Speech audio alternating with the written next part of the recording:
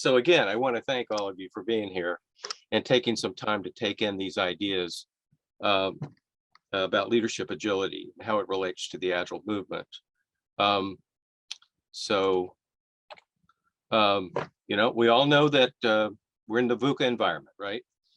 And not only that, we have now all these extra layers of VUCA-like dynamics going on, right? We have climate change, we have pandemic, we have war. You know, could it get any more tumultuous than this? So, and I think we all probably know that organizations, in order to deal with this environment, really need to have agile leaders. So this is a different perspective on agile leadership than you may be used to. It sort of comes out of some other disciplines, but it is proven to fit really well with the agile movement. And you know, when we do our trainings for coaches, I'd say roughly half of them are agile coaches and consultants. So what I'm going to be talking with you about today comes out of the 5 years of research I did for this book, which of course I invite you to take a look at. The core question that I asked in doing this was, how do highly agile leaders think? And not just agile mindset, but how do they think in a more general sense? And how do they behave? And then how do leaders who are not so agile develop into agile leaders? So that's kind of what was explored in this book. And I'm going to be sharing with you a framework that came out of this research. I'm sorry? Oh, okay. I'm going to be sharing this framework that came out of the research in today's session, and maybe through the Q&A we can talk more about sort of the applications of this framework, because we have a relatively short session here. Okay, so what I'm going to be doing is, first of all, talking about the business payoff of leadership agility. I will focus in on the core practice of leadership agility. You'll see that in this framework, there are levels of agility, there are types of agility, there are action arenas within which leadership agility can be exercised. All of those have at their core this one practice called reflective action that I'm going to talk about a little bit as well. And then I'm going to get into some detail about the 3 levels of leadership agility that are relevant to today's organizations, and then we'll have some time for some Q&A. So back to the VUCA environment, I believe that what's really generating a VUCA are 2 very powerful global trends that sort of underlie it and generate it.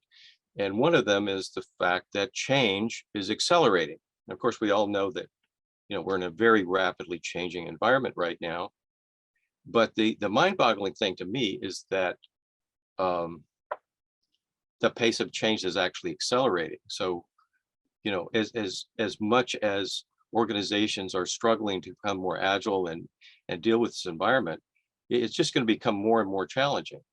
And therefore, the kind of agility that's needed is going through the roof, you could say. The other powerful trend that's global in nature, but also is local in nature, is that everything is becoming more interconnected. If you look at this slide sort of captures the macro dimensions of that. I mean, boy, you look at what's happening with supply chains right now. You know, talk about seeing how interconnected everything is and how much what happens in one place affects something somewhere else. You know, it's just, you see it all over the place. And you also see it, what's most important, I think, for our clients is that it's in their face every day. They need to break down silos, they need to work more effectively across functions. So this is all a big part of the mix, I think. Now, this graphic here just puts what I just said into kind of in a visual form. So we have pace of change going up on the left. We have the degree of interdependence and complexity along the bottom here. And using this kind of a graph, you can tell a kind of oversimplified story of the history of the organizational environment. So going from low levels of in the pace of change and the degree of interdependence to a more moderate pace. And the moderate type environment, I think of the last half of the last century as a kind of a that's where we really have seen that. This is where strategic planning, for example, became essential because the pace of the environment was beginning to pick up. But of course, now we are in this totally unprecedented era where the pace of change is off the charts, the degree of interdependence is extremely high and going higher. So this is just one way to visualize it. I'm going to come back to this chart in a minute. But I want to say a couple of things about how the connection between organizational agility and business performance, and also leadership agility and business performance. So this slide here represents I pulled together a bunch of research studies of different types and they were all looking at the relationship between organizational agility and business performance. And 201, every single study found the more agile the organization, and by the definition I'm giving, which is, deals well with rapid change and with interconnection, those that were more agile consistently had better business performance in just, the traditional metrics. Now, how do you create an agile organization? That could be we could spend a day on that, but here I just want to point out that there are kind of two really big pieces here that need attention, right? There's one of them, of course, is agile structures and methods. And, the agile movement, this has sort of been in the forefront of the agile movement for many years. I think more recently it's become, more obvious that agile transformations really don't happen unless you have truly agile leadership and you have an agile leadership culture. And that's the piece I'm going to be focusing on in today's session. Now, to come back to what I was talking about a second ago, my firm did some research with some partners in the US and Europe. And each of those studies came to the conclusion, the same conclusion, which was that the more agile the leaders in an organization, and I talk about that in terms of leadership culture, that correlates with higher levels of organizational agility. And again, it confirmed that business performance goes up under those conditions. So this is really, in a nutshell, the business case for leadership agility. It's got a lot of solid research behind it, and certainly I've experienced that in my practice with companies. Okay, so all this sort of begs the question, what is leadership agility? And I mentioned a minute ago, reflective action is at the core. It's the core practice, I would say. So first of all, I see leadership agility first and foremost as a practice. It's not something where you just flip a switch or just shift the mindset and you're there. It's something you have to keep working on, week after month after year. Now, what is reflective action? What I'm talking about is this ability to, say you're a leader and you're focused in on something, right? Let's say that you're leading a team meeting and your intention is to have a lot of engagement in this meeting. As the meeting begins to progress, this is an ability to sort of step back mentally from your absorption in the subject matter that you're discussing and gain a broader, deeper perspective on what's going on, like reading the room, for example. And through that kind of larger perspective, and this is just one example of that, seeing what's really needed, like, oh, I see that people are not very engaged, and that's probably because I've been talking most of the time. So I can now shift. This is the agility part of it, right? Um, shift into a different mode of action that's more aligned with my intention. So it's sort of like a zoom lens on a camera, being able to move it in and out. And what we find is that the more agile the leader, the deeper and broader they can step back into in terms of their perspective, and the more quickly they can move through this process. And the more agile leaders are ones who can actually do this on the spot and not just after the fact. So that's the core practice, reflective action. Now, another dimension, or one dimension of the leadership agility framework is what we call the leadership agility compass. These are the 4 types of agility that emerged from the research. And this is a very practical tool, both for coaches and for leaders.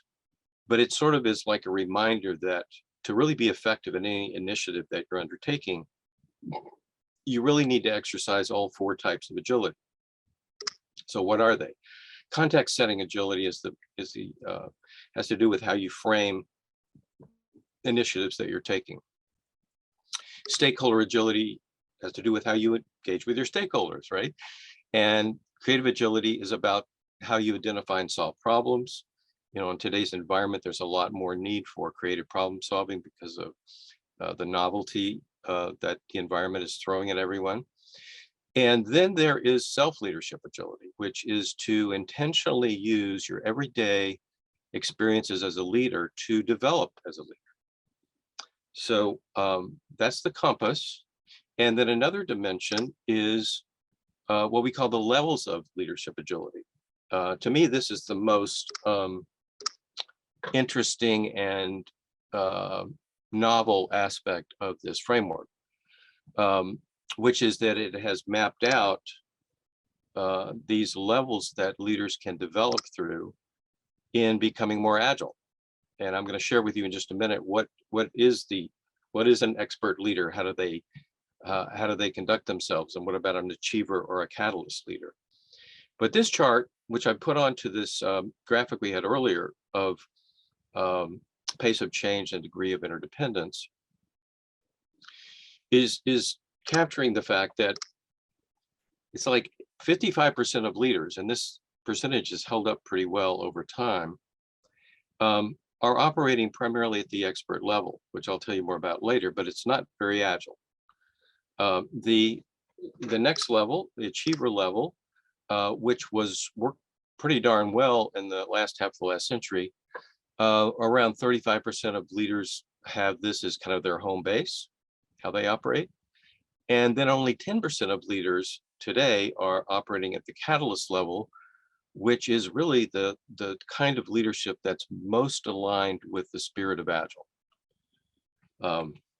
So now, where does this come from? Where do these levels of agility come from? Well, it comes from a whole different field that I've integrated into the leadership development world and into Agile. And that is, it comes out of a field that it's referred to these days as vertical development. It originally was called stage development psychology. And it had its origins, as some of you may have heard of Jean Piaget, who pioneered the research on stages that children develop through as they become adults. But what's really interesting about this whole field is the way that the adult stages of development have been mapped out. And it turns out there's a lot more human development possible than many people thought was even possible. But the stages that are most relevant to today's organizations are expert, achiever, and catalyst, the ones I just mentioned. But what this is saying basically is that a stage is a set of cognitive and emotional capacities. And that to move through these levels of agility, leaders need to develop new, more cognitive complexity, more emotional intelligence of specific kinds.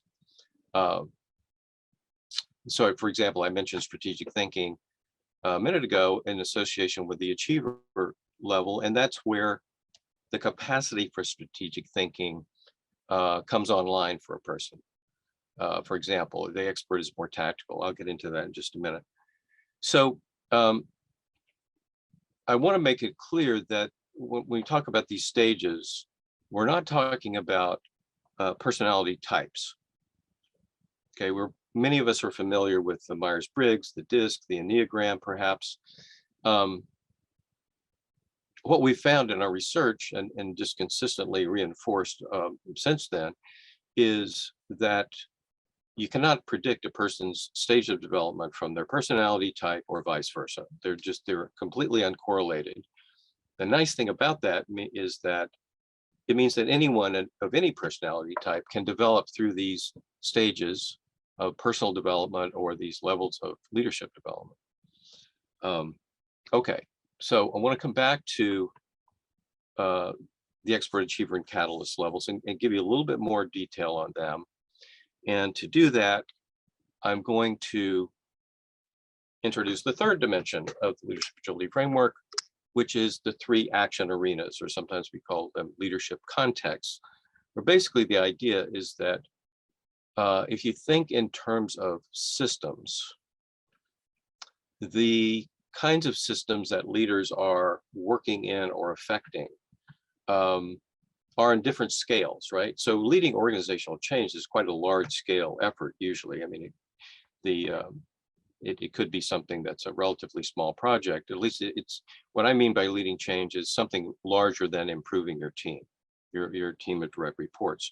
So if we think in terms of traditional management roles. So there's leading organizational change, there's leading teams, and there's what I call pivotal conversations, which are conversations where people do not see eye to eye, but they need to align. And so how are we going to move ahead together? So what I'm going to do is lay out for each of these levels of agility, how does the approach to leading change, leading teams, and pivotal conversations change? Okay, so we start with expert leadership, and I'll also add in here for each level of agility the underlying implicit assumption that's held about what leadership is. Okay, so at the expert level, and it's not that this assumption causes the other aspects of expert leadership, but it just is sort of an integral part of it. The assumption being here that leaders are respected and followed. Why? Because they have authority, because they have expertise. In leading organizational change, the expert approach is tactical, so that expert leaders tend to focus on incremental improvements that they have authority over, right? And they tend not to, so they know that stakeholders are there, they know they're important, but they don't tend to engage with them very much. They often feel like that's going to just slow them down. And as I go through this, I would invite you to, those of you who are coaches and consultants, think about the leaders you work with, and does this remind you of anyone? Or if you are a leader, does any of the material I'm presenting here remind you of yourself or where you want to be in your own leadership? In terms of leading teams, the expert approach is more of a one-on-one supervisory approach. It's really working with each person on your team as an individual, and not really developing them into a team, not really taking advantage of what they can do together. And pivotal conversations, resolving differences. The tolerance for dealing with conflict is relatively low here. So there's a tendency to either be very assertive and try to kind of get it over with that way, get the conflict resolved in one's own favor, or accommodative, which is the tendency to defer to someone else's perspective. Or this also lines up with a tendency to spend most of your time stating what you believe versus most of your time asking questions and helping other people clarify their thinking. So there tends to be kind of a polarized approach here to pivotal conversations, which of course is not the most effective approach. Now, achiever leadership, there's a whole shift here. And the shift in assumption is that leaders are people who motivate others, not just using authority and expertise, by making it challenging and satisfying for people to contribute to larger, more strategic kinds of objectives. So in leading change, now you have this strategic thinking capacity that I mentioned. The focus is on outcomes. So that gives a leader more flexibility around, I don't need to micromanage how you do this. I just want to make sure that you get to this outcome. And so in the changes are the approach to organizational change is looking at trends, changes that are taking place in the environment, and then making episodic changes in strategy to address those developments. Another important part for the achiever level is that now there's understanding the need to motivate others, that I can't do this all by myself. There's a real interest in getting stakeholders to buy in and support the changes that are that one is trying to make. In team leadership, now there is really an intention and an activity around creating a real team. And so having meetings, for example, where you discuss important strategic and operational issues as a group.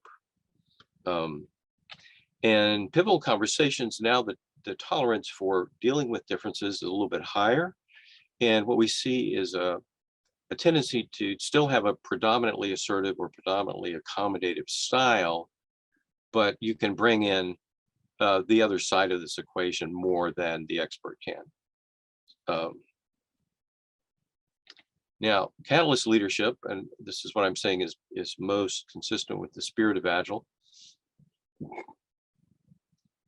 There's an understanding of leadership that it's about articulating and inspiring vision, and the kind of vision is important here because many achievers would say, well, I'm doing that. But what they're really talking about is a strategic plan or strategic objectives. I'll say more about the catalyst vision in a second.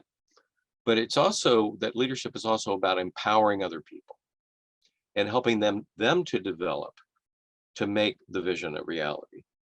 So in leading organizational change, what we see consistently in catalyst level leaders is they do something that one of these leaders called aiming through the target when they lead organizational change.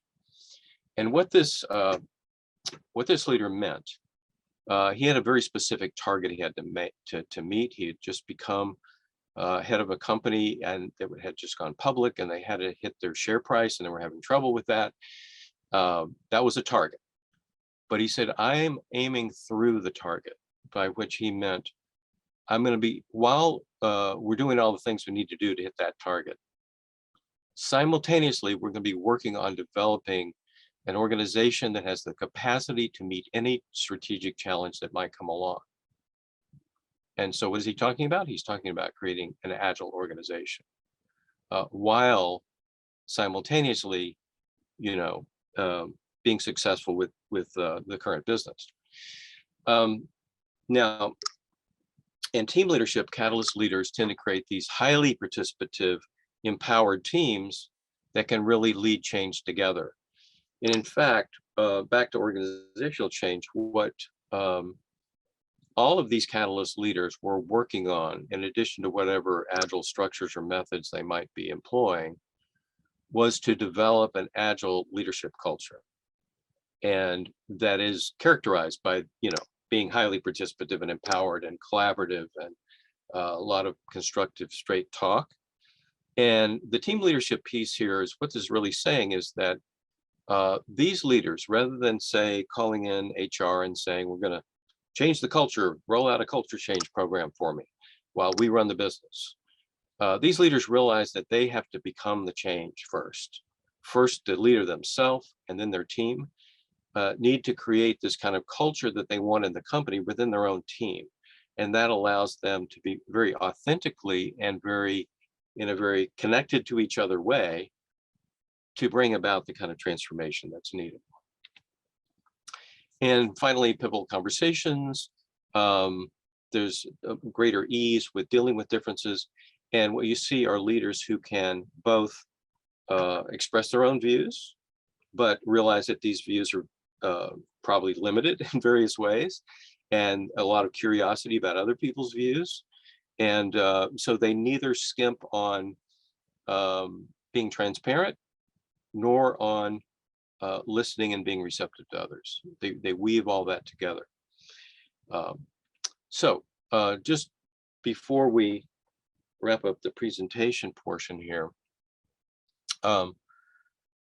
if you use this perspective in thinking about your own coaching and consulting, if you use it to look at your own leadership or organizations of leaders, a few things that are helpful to keep in mind, because this vertical development perspective is unusual. It's a new way of thinking, although it integrates well with other ways.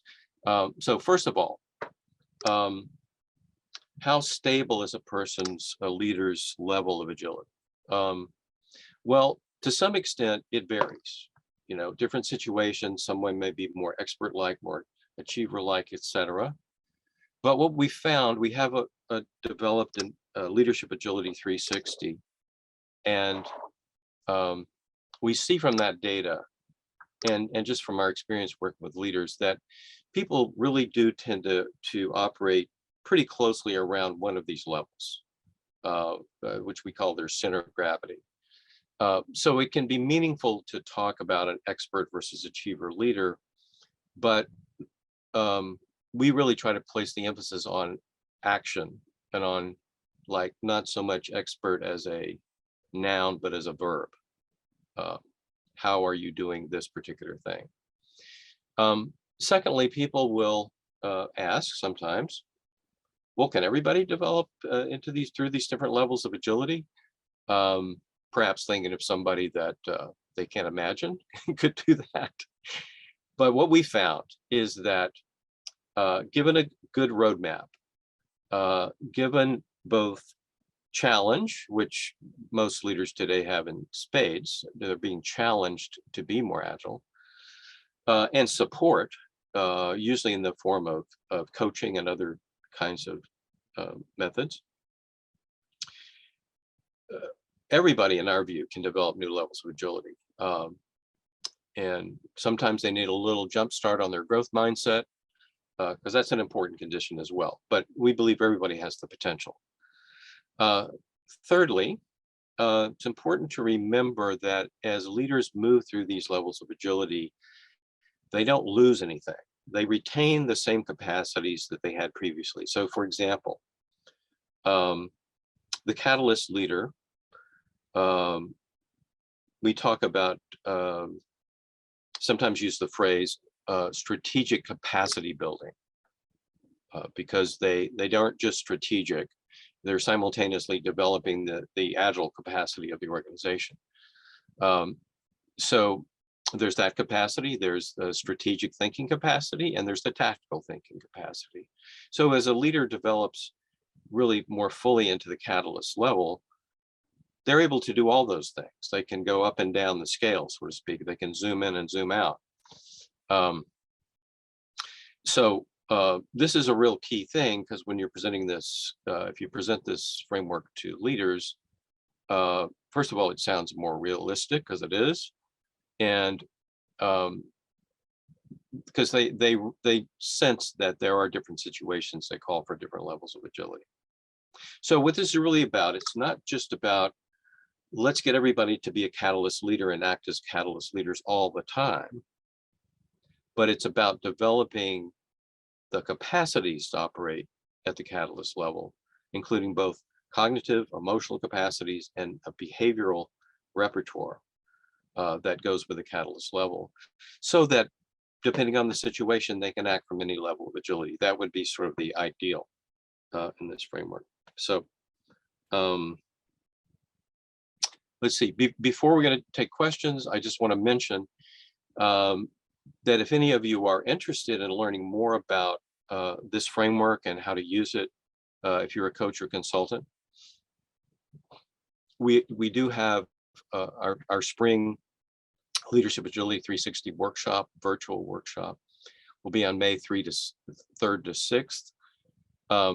And our next cohort of our Leadership Agility coaching program, which goes into depth on the methods to use to help leaders move from one level of agility to another at all, or around all points on that compass. The next cohort there starts on September the 8th. So if anyone is interested in more information about any of that, you can reach me at this email address, bj@changewise.biz. So with that, I think I'll stop the screen share. And I think Milan or someone, there he is. Did you have a few questions for me to kind of get things rolling? And then I did.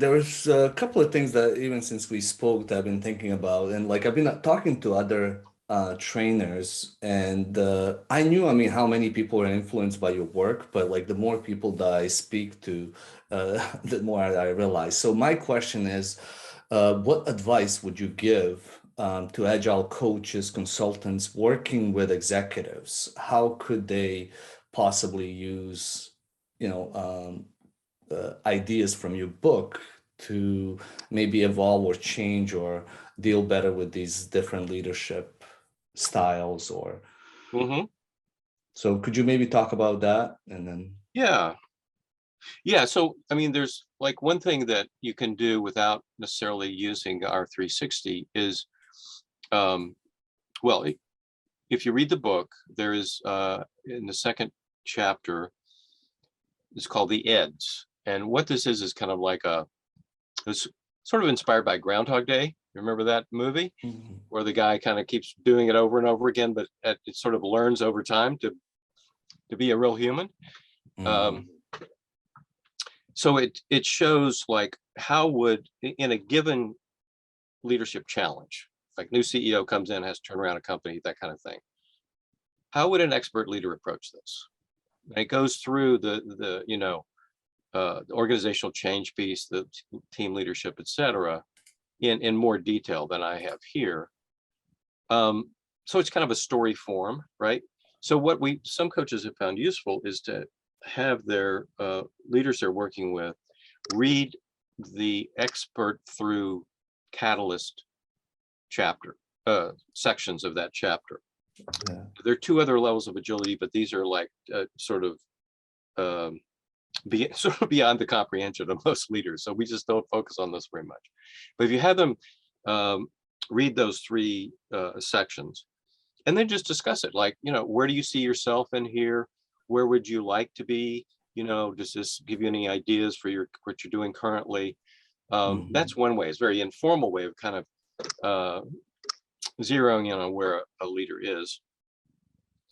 Another thing that I would just say, this is something we go into a lot of detail in the coaching program, but this notion of reflective action, which I've said is at the core, right?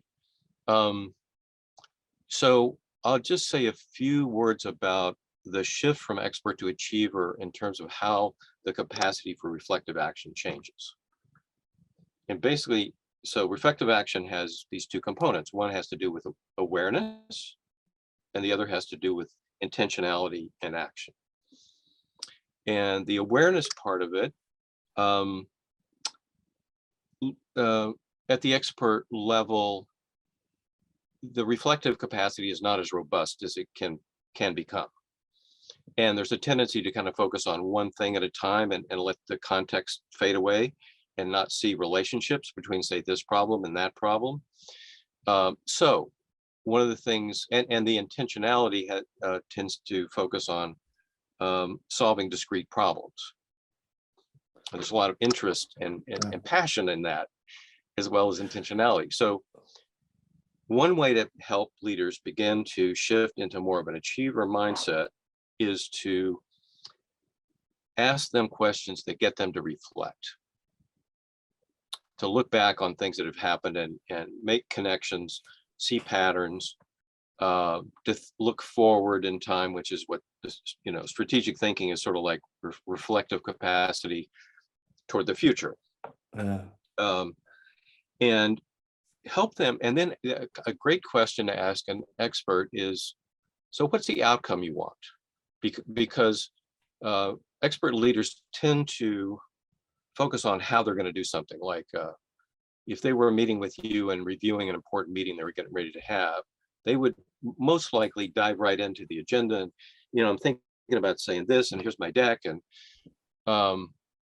you ask them, well, what are you trying to accomplish in this meeting?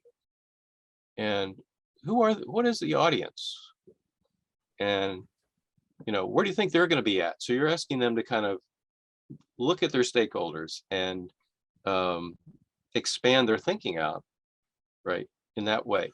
Now, So Bill, yeah, maybe just to kind of jump in here, like what you're yeah, really saying is, like, as a coach or consultant, you really have to contextualize your approach based on the leader that you're. So you have to kind of know their motivations and their operating system, what's driving them, and adjust your approach based on that. So a lot of times I use the 5 EDs or just the 3 EDs, in a sense, like the first 3, just to kind of almost, have people or leaders read it. And then, when I'm talking to them, like, which ED is showing up, it's not necessarily that one ED is better than the other. It's more like which ED needs to show up exactly to deal with the current challenge. And a lot of times, like, people would be like, here comes Ed 1 or here comes Ed 2, in a sense, like they're being self-aware of like what they're doing. And I think I've found that very helpful from a practical standpoint of like how I use it as a coach. Yeah, great. So you have another question? I don't know if you want to build out on that question, but there's also another question for Maria, in a sense of how to use this if you don't use your assessment but you use something like leadership circle, and maybe I think the way that I understand it, like reactive versus creative, is the difference between 2 EDs in leadership circle. So, well, actually, I mean, what's your my candid view is that instrument does not tell you where people are at the different levels of agility. It doesn't have the. It doesn't do that. That's the short version.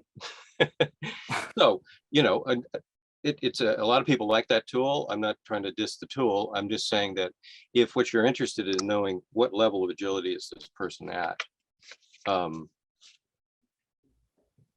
don't think it's going to give you a very precise reading on that. But there are other ways to do it, as you just talked about, using the 3 EDs chapter, and we also have a self-assessment called the Leadership Agility Accelerator, which is a lot quicker to learn and to use than a 360 process. Or so some coaches are using that approach. And of course, there's pros and cons of 360s and self-assessments, right? Exactly. What about, Lars has a really good question here. How do you see the importance of horizontal development versus the vertical development? Maybe just to clarify, if people are not familiar what horizontal development is versus vertical development. Do you want to answer that? Do you want me to answer that? But I think it's important just to clarify it so people know. No, I'll just say a word about it. Okay. So vertical development started being used for the stage development approach some years ago, and it was when it was dubbed vertical development, it was contrasted with horizontal. So basically what it's saying is that development of new behaviors and competencies without developing through these stages. So if somebody let's say I'm an achiever leader and I'm adding new competencies and skills to what I'm doing, that's horizontal development. If I'm developing to a new stage of development within myself, new cognitive and emotional capacities, that's vertical development. And what this model here does in this approach is it combines the two. So we work simultaneously when we're coaching on helping leaders develop these internal capacities, but in connection with new behaviors. So that's a shorthand version of the difference between the two. What was there another question connected with that? I think I lost the Lars question there in explaining the difference between the two. If I may ask directly. Yes. So I would be curious. You didn't quote in your sources like Claire W. Graves or Spiral Dynamics. I don't know if that was on purpose or if you have no affinity to these. Nevertheless, there is like the notion of, let's say, healthy this or healthy that. So healthy orange versus unhealthy orange. And I would translate that also in your wording, that there is such thing as an healthy expert leader and an unhealthy that really goes to the extreme of like overdoing it, whereas the healthy expert is just bringing in, on that level where it's required, this leadership in the context where it's also required.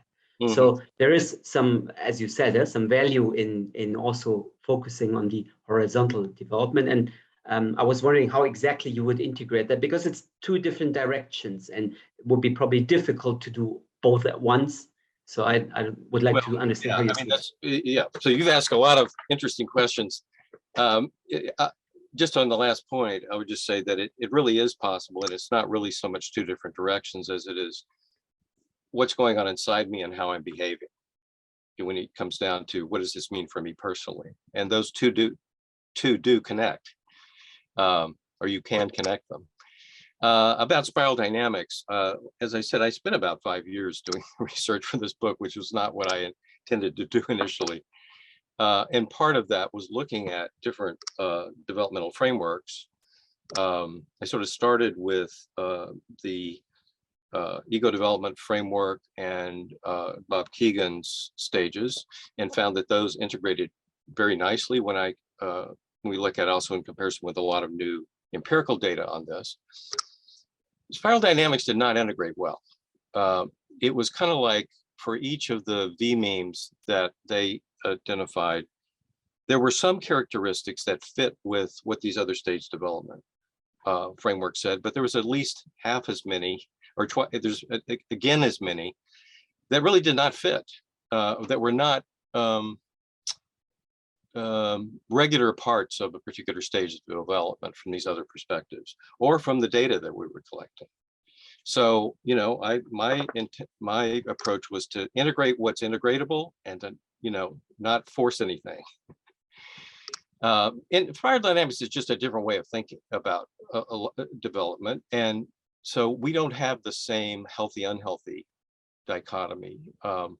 We think of it more in terms of, and this is an informal way of thinking about it, that's not, is within each level of agility, there's kind of 3 way stations. There's kind of a entry level, just, kind of starting to get good at this level. There's somebody who can reliably act from a particular, let's say it's achiever, can reliably act as an achiever. And then there are people who are kind of maxed out. I mean, they're just really, really good achievers, but they're achievers. And that those are the leaders, of course, who are most ripe for moving on to catalyst. Because each of these stages really does serve as a foundation for the next one. So that's without going on and on and on about it, that's my take on your question, Lars. Okay, good. Other questions? I think we have about 5 more minutes.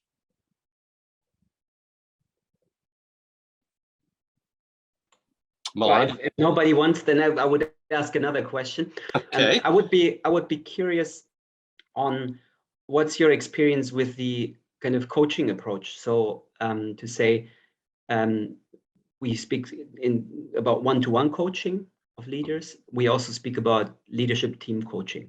So really working with the team. How do you see what is how relevant, what is how successful from your experience? Well, I mean, our coaching program focuses really on one-on-one coaching. And you can sort of, step back and apply that to a group of people, but it really focuses on the one-on-one. So it's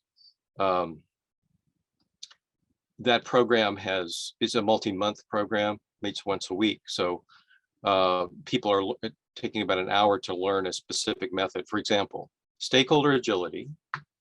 How do you help leaders develop stakeholder agility? Well, there are methods that help experts become more achiever-like in their stakeholder agility, and there are methods that help achievers become more catalyst-like in their stakeholder agility. So, we sort of move around the compass in the sense of really taking a deep dive into what are methodologies that will do these things, and then having a chance to practice and get feedback on how to apply those methods. Does that answer your question, Lars? Well, then you're kind of saying you really focus on one-to-one coaching and not at all with your approach. In our trainings, yeah. Okay. No, that answers my question, because I find it like pretty evident that there is like, to simplify it, like there is always the system of a leadership team, which is also kind of, active. Yeah. And if we do not like work with this, then the team as such is not growing as quickly. But then maybe it's a different approach. Well, yeah. I mean, maybe I'm oversimplifying a little too much. So we just finished a project with an AI group in a large company, and there were 10 of them. And so we used the Leadership Agility 360 in that case. So we took them through that as a group, and there were group activities that we did, because as you say, it is a system. And to just work with the individuals is not as powerful as working with individuals and working with the teams. So maybe that's more to the point of what you're getting at. Okay. Julio?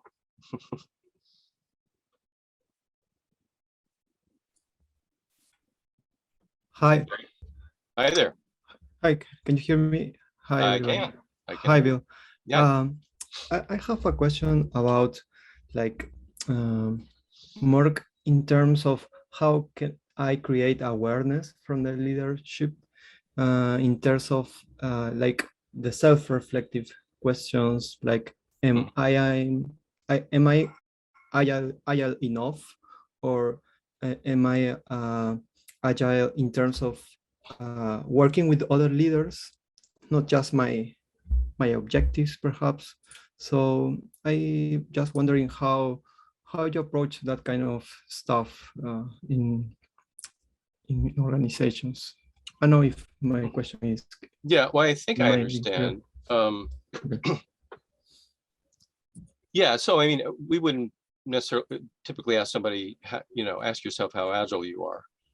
But for example, maybe there's a coaching session and somebody has an important a conversation coming up. I'm thinking of a client who was just going through a merger and had to forge an alliance with somebody in another company in the same function.